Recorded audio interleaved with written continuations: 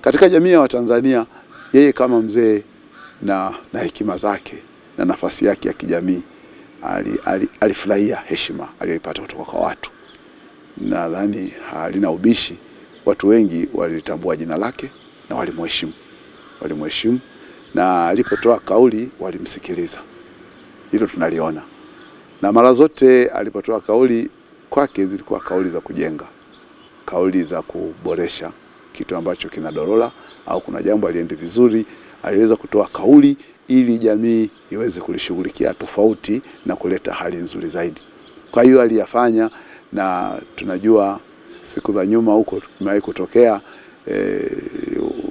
ubishani baada ya kauli yake zikatafsiriwa tofauti, lakini kawaida katika kufundisha si wote wanapokea sawa mafunzo yale unayotoa, wengine watapokea tofauti, na hivyo kinachotakiwa tu ni ule ukweli.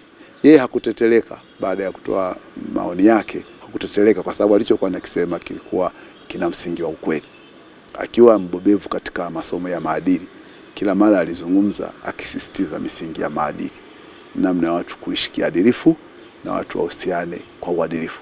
Sasa katika namna hiyo, kwa vyovyote, wapo wasiopenda kushauriwa katika mambo ya uadilifu, walikerwa na kauli zake, lakini ndio kawaida ya mwalimu, kawaida ya anayefundisha.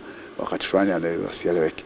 Kwa ujumla, jamii ya Tanzania wote tunasikitika, tunamwombea, tunajua alifanya kazi zake kwa nia njema, kwa moyo wa dhati, na mchango wake ni dhahiri, kwa sababu kila mara alipokumbukwa yale ambayo hayakwenda sawa yalifikiriwa upya tena na kufanywa marekebisho katika nyakati na mazingira tofauti.